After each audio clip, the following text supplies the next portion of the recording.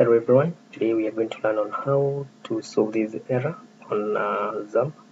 You get the status change detected stopped. If you start the XAMPP here, in a few seconds it will stop it by itself. So we are going to find a way of how to solve this error. MySQL shutdown expected. So what are we going to do? So we find the solution on how to solve this error. So the first one thing we would you can see the same thing has been done. So what we're going to do, we open the folder, we go to this PC, direct to rock disk D, and here we have the example is, we go to MySQL, then data. This one we can rename this one to data underscore road, and then we create another folder here, we call it data. So we are going to open this with data.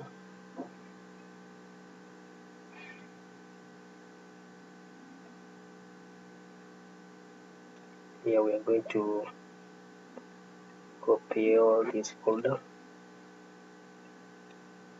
plus this one, ID data 1. So we are going to remove the foreigners here. Don't copy the foreign, don't copy test, don't copy my PHP my admin, performance schema, and MySQL. Don't copy those one. So Control C and go back to my data here and paste. Here they are. There they are. So we go back to under my backup. We are going to copy everything. And we Control A. We copy everything except the iData 1.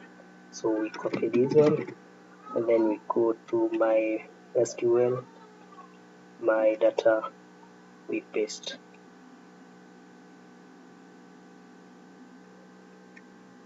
Here we are. Now we can go back to MySQL. We stop this one. We start, and also we start this one. So in this, by doing that, we are supposed to clear all the issues with my XAMPP. So thank you for watching this video, and in case of any question, kindly comment your issue in the comments. So thank you.